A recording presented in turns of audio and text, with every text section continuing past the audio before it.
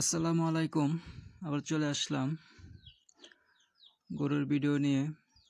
যারা গরুর ভিডিওটা দেখতেছেন তাদেরকে আন্তরিক শুভেচ্ছা ও ধন্যবাদ। একটা লাইক দিয়ে আমার চ্যানেলটা সাবস্ক্রাইব করে পাশে থাকবেন। সবসময় গরুর ভিডিও দেখতে পারবেন, কীভাবে গরু লালন পালন করে সেটাও দেখতে পারবেন।